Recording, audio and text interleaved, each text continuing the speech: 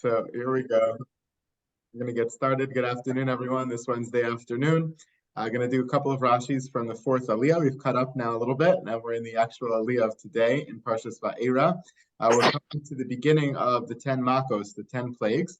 And I want to see two Rashis specifically here at the beginning of this story of Makas Dam, the first of the Makos, because I actually think that they're relevant not just to this Makkah, but to the general perspective of what's being accomplished here in the Makos in general. So in the preamble to this Makkah, we see Paro hardening his heart once again. Vaychazak leiv Paro, his heart was hardened. Velo shama alehem kasher diber Hashem. They didn't listen, despite the various signs and wonders that they did with the mata, with the staff turning to snakes, turning to all these things. Nothing worked.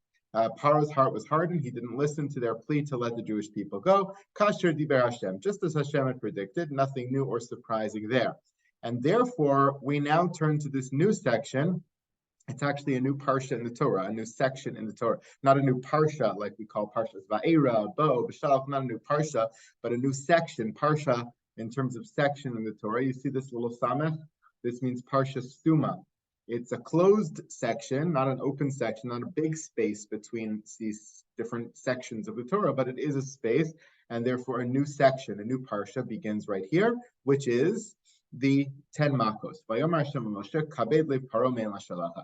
Since Paro's heart is hardened, he's not agreeing to release the Jewish people, and therefore now we begin Makas Dam, the first of the Makos. Lech el Paro baboker, go to Paro early in the morning. Hinei yotzeh hamayma, I know that early in the morning he's going to be going out to the Nile. V'nitzavta likraso, you should go there and stand by him, stand in his way, so to speak. Al svas hayaor, on the banks of the Nile. The same staff that you've been using all along, the one that turned to a snake, you should take with you. You should say to him, Hashem Elokei ha'ivrim shlachani elecha leimor. The same message again. The God of the Hebrews sent me to say, Shalach es ami, send away my nation,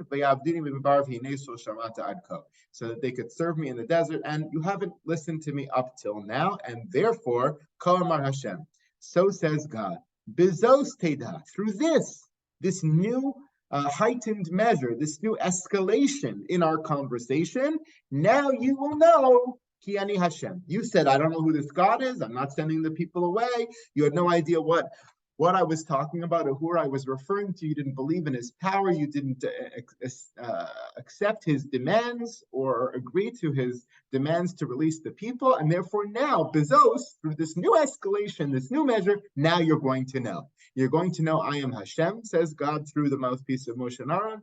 Hinei anochi makeh b'mater asher b'yadi al hamayim asher be'yaor v'neheftchu l'dam. As you see me touch this staff to the waters of the Nile, and they will be turned to blood. That's the first of the Makos, through which somehow there was hope through this escalation that Paro would now actually listen. We know Hashem already predicted that he wouldn't. There'd be 10 Makos, okay? But at least at this point in the story, he's supposed to be enticed at least to agree, and then his heart will be hardened. Enticed to agree more, his heart will be hardened with each one of the Makos. That's the express goal over here in the text.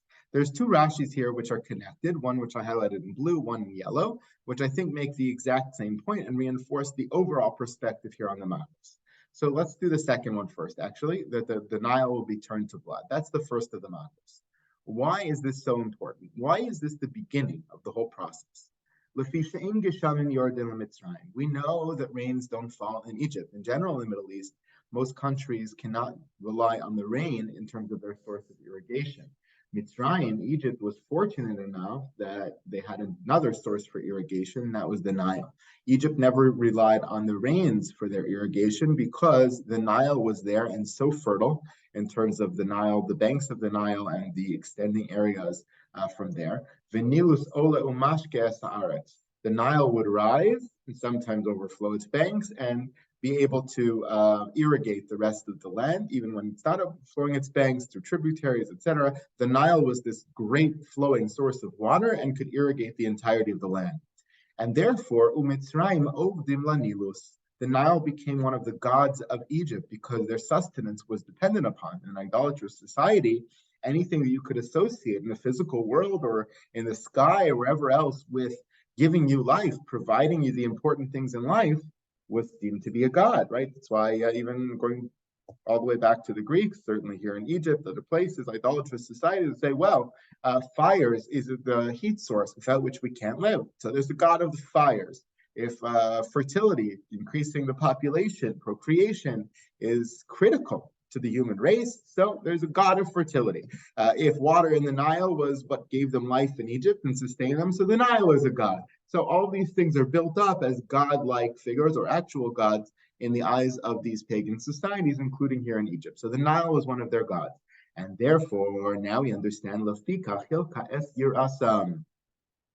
if Egyptians viewed themselves as subservient to the Nile, who was their god, they lived in fear of the Nile, then if you smite their god, if our God attacks their God, and our God proves to be more powerful than their God, then the people will automatically get the message. You hit the people, they always can cry out and say, well, he got hit hard, but my God will save me. I always have my God in my back corner. But if you go straight for the jugular, you go straight for their God, they have nothing left to hope for. That was the strongest force that God could deliver against the Egyptians, is to attack their gods. And therefore, he starts with perhaps one of the prominent ones, which is the Nile. And then he started with other plagues which would attack them as well. Say, now your God can't save you. Okay, so they would say to them, well, we could still save ourselves. Well, now you can't save yourselves because you're weakened and your crops are weak and your animals. Every source of strength, every lifeline that you have is now destroyed. So we start with the most powerful one. We hope that will shake them up. If it doesn't, you go more and more and more and more and more, all the way to the core, to the last thing that they have to rely on. And when you take that away, you take away their own lives. Makas bechoros, that's the end of the whole process. Then they truly have nothing left and no choice but to release the Jewish people. This Rashi frames, as I hope you're seeing now, the entirety of these events that are going to unfold and lays out the plan. It indicates that it's sort of a reverse pyramid. It's like a funnel effect. You start with the biggest thing which you want to attack, and then you go smaller and smaller. You might have thought God would have the reverse. You start to attack the person. That doesn't work. You attack this, all the way up to their God. No, this was a reverse attack from the God all the way down to the individual. If that's true, then we can now understand the preamble to this Makkah, which is God's command to Moshe and Aaron to approach, or to Moshe here specifically, to approach Paro al Sfat HaYaor, on the Nile, the banks of the Nile, because it was a double whammy. I know, says God, that Paro will be going out to the river in the morning. Why? Linakavav. It was where he did his business. He went to the bathroom. He would make himself into a god. As a god, he had to show the people that he didn't actually need to go to the bathroom. He didn't have any of the human functions that regular mortals would have. So he would go out very early in the morning, before anyone else was out, before anyone else would see him, to do his business over there by the banks of the Nile or in the Nile, to wash himself, to groom himself, to go to the bathroom, to do all the physical things that mere mortals would do, but gods would never do. So in order to portray this image of godliness, Paro would go very early in the morning to the Nile. So as the preamble to Makas Dan, Hashem says to Moshe, go find Paro at the spot where he's most vulnerable, at the spot where he's pretending to be a god, and show him that he's not, because you're going to reveal what he's actually doing there. So if you see the later Rashi in yellow, you now understand this blue Rashi perfectly. The whole premise of the first attack of Makas Dan was to attack the gods of Egypt. So Moshe was not only going to attack the Nile, but he was going to inform the other god of Egypt, Pharaoh, one of the other gods of Egypt, that he himself is not a god.